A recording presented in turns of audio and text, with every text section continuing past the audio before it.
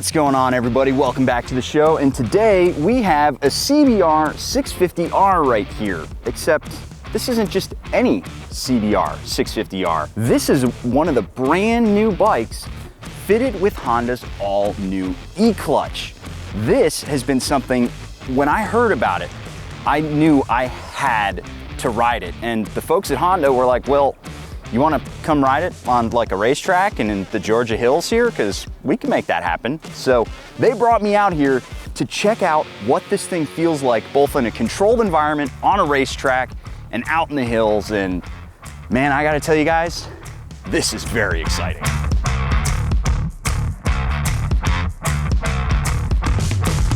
Now this is kind of an interesting review because I'm not talking about the motorcycle so much as I'm talking about a part on the bike, because this is functionally the same CBR650R that you know and love. Yes, there have been some improvements. They've tightened up the frame, they've put a TFT dash on here, and obviously there's a whole bunch of new buttons for the e-clutch, but this is the same 649cc inline four that I've known and loved before. It's got a 94 horsepower and roughly 46.5 claimed foot-pounds of torque, and it weighs in at what?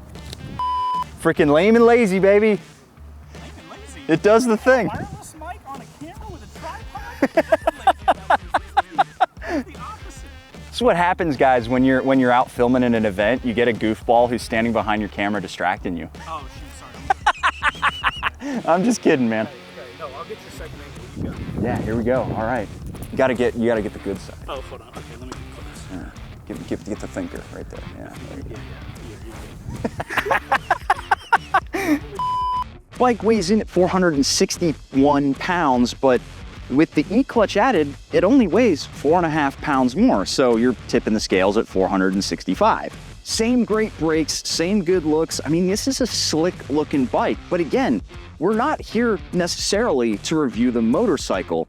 We need to talk about the e-clutch. So let me break this down for you like they did for me, kindly enough, last night, because I'm always sitting in the cheap seats. I need small words. Okay, so there's two major questions that we need to answer before we even get on the bike. The first is, what the f is an e-clutch? Long story short, it's an electronically assisted clutch where you control the shifting via a standard toe shifter, but you don't need to worry about using the clutch lever. Okay, so it's a quick shifter. No, it is not a quick shifter. It's better. The way a quick shifter works is by retarding the timing and interrupting the sparks so the transmission momentarily unloads and allows you to slip into the next gear. Blippers are a little bit more complicated because they have to raise the RPM of the bike so that you don't have a massive amount of shift shock upsetting the bike. E-clutch doesn't do that. What it does is actuate the clutch faster than any human could, allowing the bike to move up gears and down whenever you want, including at wide open throttle. Remember that later, it's important. Question 1, subsection B. How does this thing even work? Is there a little capuchin crammed into the side case, and whenever the e-clutch senses a signal to shift, it jabs the monkey with a sharp stick and he pulls the clutch for you? Actually, it's not that far off, just minus the animal cruelty. Honda's having enough issues in MotoGP this season, they don't need to add PETA throwing red paint at their engineers. What it does is use a pair of small motors that manually turn the clutch shaft and actuate the clutch when you shift up and down, as well as when you come to a stop. It's really that simple. You can override the e-clutch by simply operating the clutch lever normally. You can adjust the shift sensitivity between soft, medium, and hard, and if you want the bike to operate normally as if e-clutch wasn't there, you can disable the system entirely. However, it is worth pointing out that it does default to on in my testing. That means every time you turn the bike on, if you do not want e-clutch, you will have to disable it every time. Now we get to question 2. That sounds really expensive. This is the best part. E-clutch literally does not add a single penny to the base price of the bike. The CB is $9,399 and the CBR is $9,899. And if you're wondering whether or not this part is expensive to replace in a tip over, the team at Honda told me that replacing the case covers over the e-clutch is cheaper than the normal clutch cover itself, so that's an additional selling point right there. The all-new 2024 CBR650R equipped with a factory clutch case saver. But that's the theory. Now let's see it in practice. Guys, I can't believe it. I almost went out on a motorcycle without my flying eyes. Best transition. Remember, these are the most comfortable sunglasses for motorcyclists, man. Scott, you influenced me to get a Influence you? There you go. Yeah, Beautiful. see? I'm influencing everybody here. So, guys who are watching this, click that link down in the description below. SC10 for 10% off. A pair of the best sunglasses for motorcyclists. He says so, Chase says so, everybody says so. Give it a try. Alrighty guys, we are gearing up to get out on the racetrack, but I wanted to show you this because this is so wild, okay? So I turn the bike on, and it's running, and I've got this little light right here. That means that the E-clutch is active. And then all you gotta do, I'm down into first gear, and then it rolls just like a normal bike does. You don't ever need to engage with the clutch. It's so wild. However, there is a little bit of lever slop right here because what's happening is the E-clutch is actually physically pulling the cable down, and so there's, you know, this extra little slop there. But if I were to pull the clutch in all the way, I have now overridden the E-clutch, and it works just like a normal clutch. And I'll show you it turn back on. It takes about 5 seconds to turn back on. And there it's back on. So now I can come to a stop, hands free. How cool is that? So what I'm going to do real quick is I'm going to actually go into the menus. Am I not in neutral? I'm not in neutral, that's why. Now I can go over to the E-clutch and I can set the shift sensitivity. I like it on hard because that way if I'm shifting too quickly or if I touch it on accident, it doesn't try to activate the E-clutch and shift gears for me. Let's go turn a few laps real quick to warm the tires up, and then I'll get back to you. Alrighty, I'm gonna try to vlog while out on this racetrack. We're not going super quick because, as you may notice, I am not in a race suit. I am in street gear. This is literally just some track time to get ourselves familiar with the E-clutch system. Now, the first thing I did when I was trying to get myself familiar with it was I spent time just turning laps, and I made sure not to use the clutch at all. The whole goal was not to touch the clutch one time. And I'm still trying to force myself not to use it. And you might be like, well, that's just like a quick shifter, right? And yeah, you're right. It does function a lot like a quick shifter to the uninitiated. The real benefit of the E-clutch system, according to the folks at Honda, is that this is faster with less shift shock than a standard quick shifter. If you're familiar with quick shifters in a sport application, you're probably used to them not feeling all that great, especially down low. I mean, there are some quick shifters on top shelf leader bikes that feel good no matter where you're at. That's kind of the gold standard. I'd say the Aprilia V4s are pretty phenomenal. Kawasaki's quick shifters are basically flawless. KTM's quick shifters suck a big wiener. This one, it definitely feels like a top shelf Aprilia quick shifter.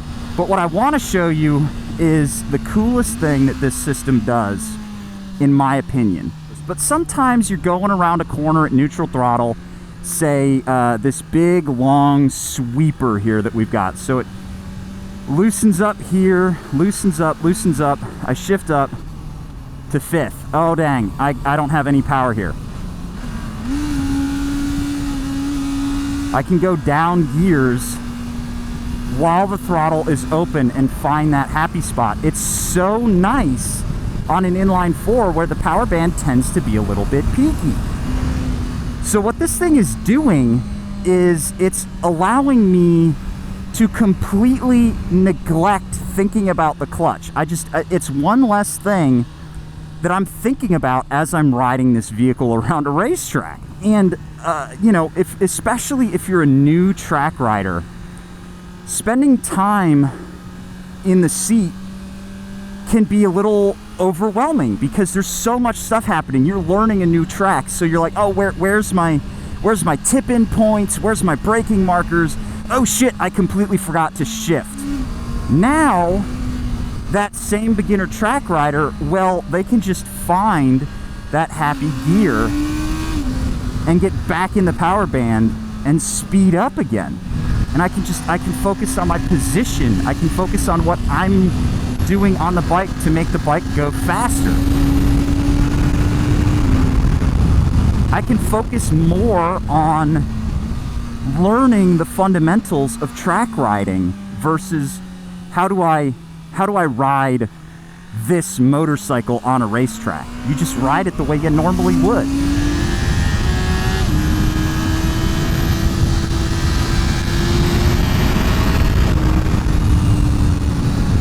Wow, does that feel good? That feels so good. Holy shit. Now we're rolling away here on the street, leaving our lunch stop, and I've had a little bit of time for my thoughts to percolate while riding on the street, because there are some unique quirks. It's not 100% flawless, so let's dive into it. Twisty roads, it's totally fine. Again, it's that same sort of sporty lifestyle. However, if you're not zinging it off the red line all the time, it works really well below 6,000 RPM. The only time I've encountered issues so far has been when I'm using the clutch to override the E-clutch. So I still have E-clutch enabled, but I'm using the clutch. It feels like the engagement point is so narrow and so far out, like there's something between me and the clutch. Just listen. See that? I just let the clutch out like I normally would, and it behaves just a bit funny. So my suggestion would be, yes, you can override it, but it really is one of those things where you either have it on or you have it off. I will say we've come through a few just stop and go segments, you know, coming into towns where we have to yield at roundabouts, a little bit of traffic here and there, and this is so easy to ride. All you're thinking about is, when am I braking? When am I putting my foot down? You don't have to pull the clutch. There's no weirdness. It literally takes off and goes. But unlike DCT, you are in full control of when and how you want to shift. And I know some guys are going to be like, well, I just ride my DCT in manual. Yes, you can ride your DCT in manual, but there's still a momentary delay between pushing the button and the bike changing gears. There's an input latency, and that input latency is very, very profound on the DCT, I find. And so it never feels natural, whereas this feels completely natural. All right, so this right here is a perfect example of when E-clutch is like awesome. This is what makes E-clutch so great. We're coming to this stop and start traffic going through the school zone because it's the end of the day and the kitty winks are getting out, and apparently roundabouts are blowing these people's minds, and I'm just cruising right now. I don't have to worry about getting hand cramps or anything from working the clutch. I don't have to worry about what gear I'm in. I don't have to worry about anything. It is just, I'm just chilling. Especially if you're somebody who's commuting a lot on a motorcycle, working the clutch all the time is a pain in the butt. Let's be real. Constantly having to clutch in and clutch out, clutch in and clutch out, clutch in and clutch out is such a pain in the ass. And with this, you just don't have to worry about it. Again, it's just one less thing that you're having to think about. That's the whole thing I'm noticing here is it's just one less thing. That's the irony, is the one more thing they put on this bike could have been called the one less thing device. Here we go through another school zone. And I bet you we're going to hit some more stop and start traffic as these bozos stop and start and stop and start and stop and start. I even forgot to shift there, but it sorted it out for me. It definitely wanted me to downshift, but it will start a bike even if you're having a even if you're in the wrong gear. I mean, obviously you don't want to start in 5th gear or 4th gear, but starting in 2nd gear, it'll do it. But in the same way that floating your clutch to get started in a higher gear will add premature wear, that will add premature wear to this clutch too, because it's essentially floating the clutch. Like, being in traffic on a sport bike sucks a giant donkey wiener. It sucks so bad. It's worse than herpes. Being stuck in traffic on a sport bike is terrible. And yet this isn't bad. I don't have all my weight on the handlebars. I can kind of relax.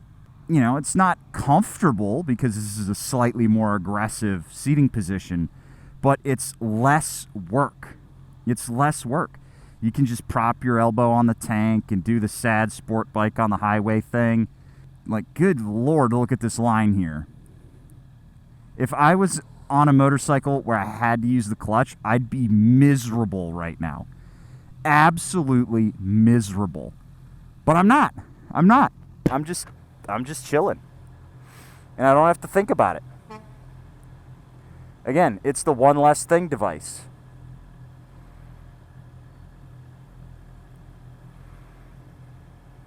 Oh, this dude is such a big brain truck driver. What a genius. I'm going to block the entire roadway. What a fucking asshole. You, sir, are an idiot. Here's your sign. His brain is smooth enough to see your reflection. Not a single ruffle in that brain. And on that note, let's pull over on the side of the road and discuss whether or not this really is the future of the clutch. Well, I am now back in my office. I wanted to give myself a little bit of separation between the e-clutch and actually rendering my final thoughts on it, because, you know, I had a really fun day out there. I was talking with a whole bunch of people, but now I just edited the video. I've distilled my thoughts a little bit better, and I think I can articulate my problems and the things that I really enjoyed about it best right now. Now, for those of you who are wondering why Honda even bothered, well, ever since they've introduced DCT, it has been a massive success for them. Some of their models sell way more DCT bikes than they do non-DCT. In fact, the only one that is wildly less used, less adopted, is in the Africa Twin platform. And for those people who are down in the comments being like, if you can't use a clutch, you shouldn't be on a motorcycle. No, that is the wrong way to look at it. We need more motorcyclists on the road. We need a new generation of riders because y'all aren't going to be riding motorcycles forever. Think about it like this. When was the last time you bought a car that came as a standard? People aren't learning how to use a clutch before they get on a motorcycle, and that can be intimidating to somebody who's never used it before. This allows people to learn the clutch while also being able to just ride the motorcycle. If they want to use the clutch for sporty riding, it's there for them. If they don't, then e-clutch is going to take care of them. It's the ultimate weekend warrior weapon. And for those people who are like, well, you had some issues when you were out there riding it. Yeah, I definitely did. But remember what happened with DCT. DCT took years for Honda to get it right. This, honestly, it's pretty close to perfect already. If anything, Honda is really, really good at improving their stuff in very minute ways. So I bet you by the next time we get a bike update with e-clutch, it'll be flawless. My only real concern here is I don't want to see it be a replacement for the standard clutch on most motorcycles. I wouldn't want it on a leader bike. I really wouldn't want it on my 600RR, I don't think. I mean, maybe if I ride it and it makes my life so much easier, I'm like, how could I live without this? That's a possibility. That's probably just me being conservative about this sort of thing. But the reason why I'm a little bit worried about it is because you can no longer buy a CB and CB650R in the United States without an E-clutch. It has completely superseded that model. In Europe, you have that option. Here, you do not. Yes, you can disable it. You can disable it and it rides exactly the same as it would without an E-clutch machine on the motorcycle. It's exactly the same with it turned off. I just don't want to have to turn it off every time if I don't want to engage with it. You know what I mean? I think as long as Honda gives us the option to have an E-clutch on the showroom floor right next to one that does not have it, and maybe you bring the price down of the one that doesn't have it, that would be super cool. That would solve all of my issues. But I do want to say, this is a very, very cool piece of technology that is going to make motorcycling more accessible. And I think it's great that they put it on a bike that not only new riders go to, but some experienced riders also enjoy. So this is a tool that anybody could use. And some people are really going to enjoy it for its track day abilities of being able to downshift at wide open throttle. And some people are just going to enjoy it because they can just cruise to the office and not have to worry about using the clutch. So let me know your thoughts on the Honda E-clutch down in the comments below. Is this something that you're interested in? Would you trade your base CB650R in for an E-clutch CB650R? Let me know all your thoughts down in the comments below, and a huge, huge shout out to the folks over at Honda for bringing me out to check this thing out. It is definitely one of the coolest new additions to a motorcycle in a long, long time. Technology tends to be very iterative in motorcycles. This is something completely new, totally off the wall, and it's classic Honda, man. It's so cool. I'll catch you guys in the next one. See you later.